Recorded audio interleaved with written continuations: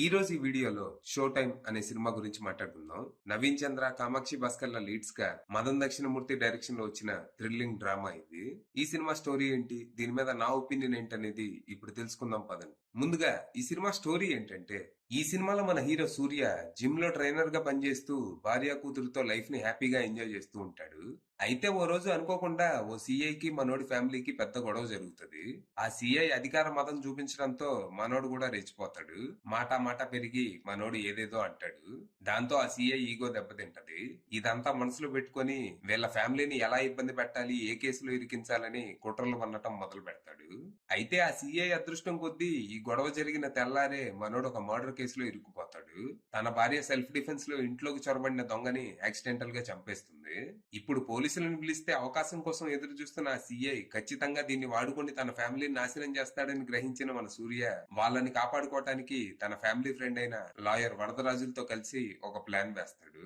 మరి తర్వాత ఏం జరిగింది, అసలు ఆ సిఐకి మనోడి ఫ్యామిలీకి గొడవ ఏంటి, వీళ్ల మధ్య ఏం జరిగింది, సూర్యని తన ఫ్యామిలీని ఇరికించడానికి ఆ సిఐ ఏం ప్లాన్ చేస్తున్నాడు, వీళ్ళ ఇంట్లోకి చొరబడ్డ దొంగకి ఆ సిఐకి ఏదైనా సంబంధం ఉందా, ఇంతకీ ఈ వరదరాజులు ఎవరు, తనతో కలిసి మన సూర్య ఏం ప్లాన్ చేశాడు, చివరికి ఈ ప్రాబ్లమ్స్ నుంచి ఆ సిఐ నుంచి మనోడు తనని తన ఫ్యామిలీని ఎలా కాపాడుకున్నాడు అనేది మీరు సినిమా చూసి తెలుసుకోవాలి. ఇక ఈ సినిమా పర్లేదు.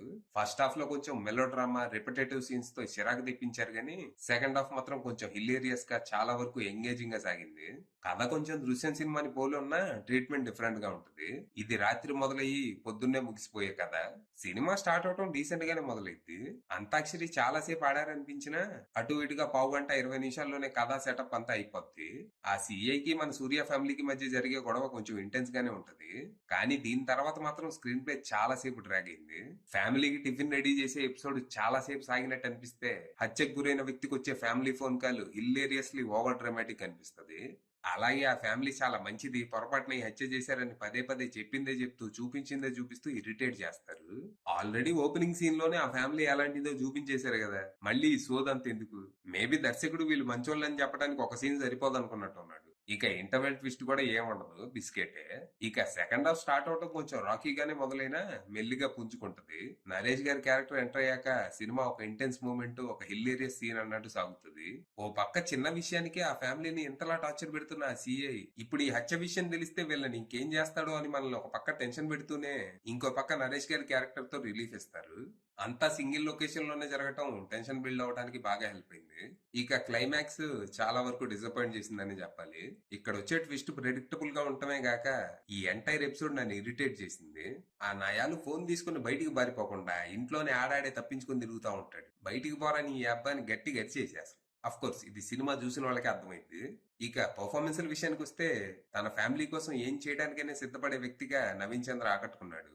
అస్సలు హీరోయిజమే లేని క్యారెక్టర్. ఆ సిఐని 4 తన్ని బుద్ధి చెప్పే సత్తా ఉన్నా తర్వాత తన ఫ్యామిలీ పరిస్థితి ఏంటా అని నిస్సహాయంగా ఏం చేసినా, ఎంత అవమానించినా పడుతూ ఉంటాడు. మనకి తెర మీద నవీన్ చంద్ర కాదు, సూర్యనే కనిపిస్తాడు. ఇక నరేష్ గారి కామెడీ టైమింగ్ బాగుండింది.